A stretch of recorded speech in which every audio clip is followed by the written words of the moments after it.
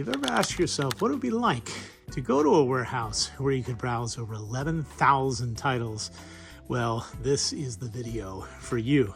Hey everybody, it's Eric Pappenfuss. It's Friday, so it must be a buy day, and today we're shopping one of the largest book warehouses in the country. There's over 2 million books in front of us and 11,000 different remaindered titles. We're here to find books for the new remainder room at the Midtown Scholar. And if you haven't been to the Scholar lately, you haven't had a chance to see that room, but we hope you'll come and check it out for the holiday season. Now, what are remainders? Remainders are usually books that have been published by the publishers in a quantity too great for them to sell, and they are therefore interested in selling off excess copies. Each one of these pallets in this particular warehouse has a different remaindered title on it of every genre you can think of. Children's books, kids books, scholarly books, art books. As I say, there are 11,000 titles in all. Now for the Scholar, we could just buy one of everything, but that wouldn't be that much fun. We're actually out to buy stacks of individual books. These shelves contain the smaller quantity remainders, the ones that maybe they only have 10 or 20 or 30 copies of. And we've been here now for how long, Cathy? I'd say 2 days straight, right? Working hard, very hard to pick remainders for the store.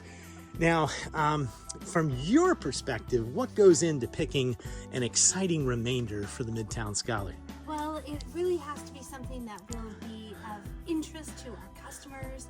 As they walk in, it might be something that they wanted, or more excitingly, they didn't know they want until they see it. They can be really books about just about anything, from the very specific to the very general, but and they aren't bad. It's just that they're published in such a large quantity that they can gain new life as a remainder.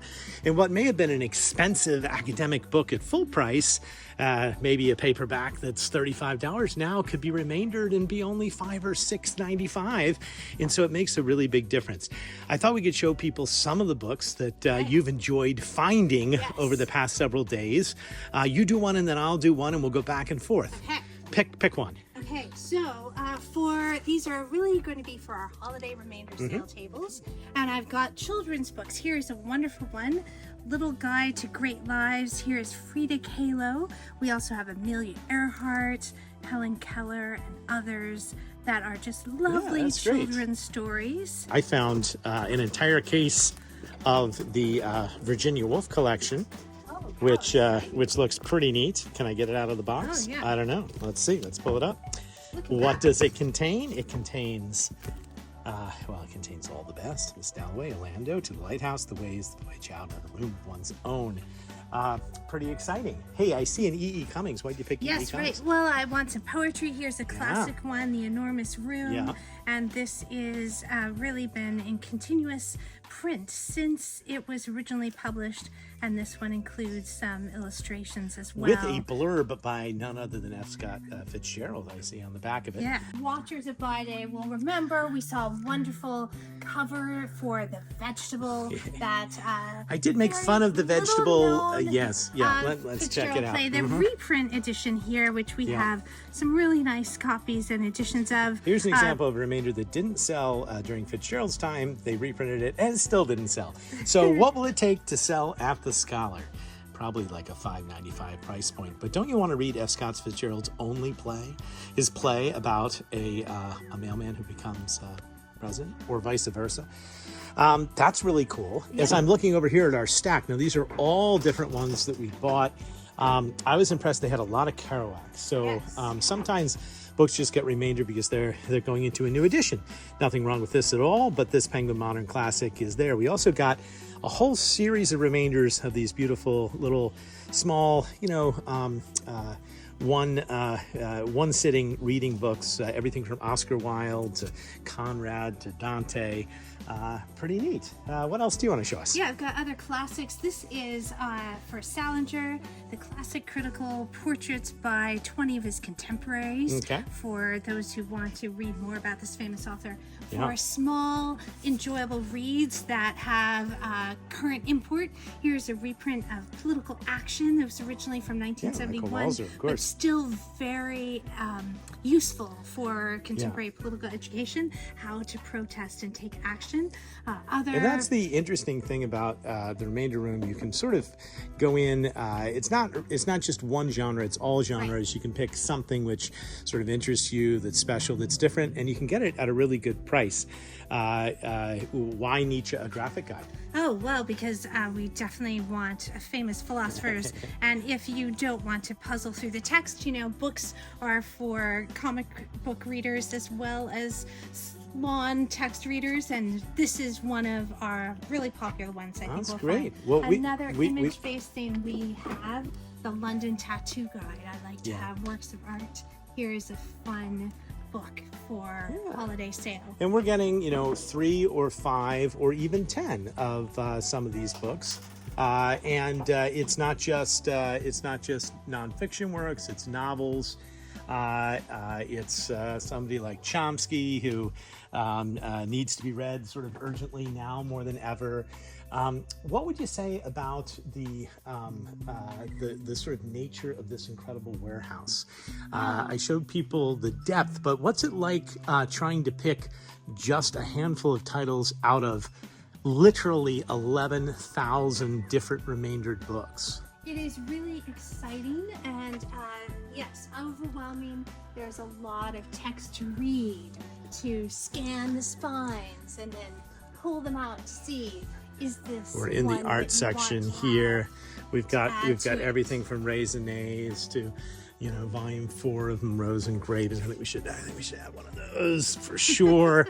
I mean, I love shopping for art books. We have such a great art section at the Scholar, but here you can get it in quantity and you can get them at a discount. So would you say that they also had some interesting cookbooks? Oh, look, yes, you've got a cookbook. I've got a holiday cookies cookbook from Culinary Institute of America, and we've got other things that are great for the holidays. I've got books on spirituality.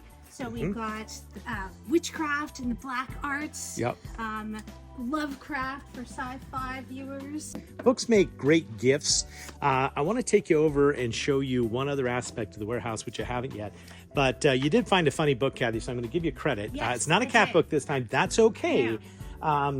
But the nominations this week are your nomination, which I have to say is quite a title. It's Gandhi Naked Ambition. Just the oddest subtitle you would ever think for a Gandhi book. And if you want a more traditional funny book, there's an entire palette of an illustrated guide to cockroaches. Should we get that one for no? I'm gonna take you over to one other spot in the warehouse. Thanks, Cathy. Keep shopping. We're gonna fill up those pallets for Harrisburg. I'm gonna take you down the shelves one more time, and I'm gonna show you one other part. Now, this warehouse is absolutely enormous. It's over 100,000 square feet. It has just an extraordinary number of remainders.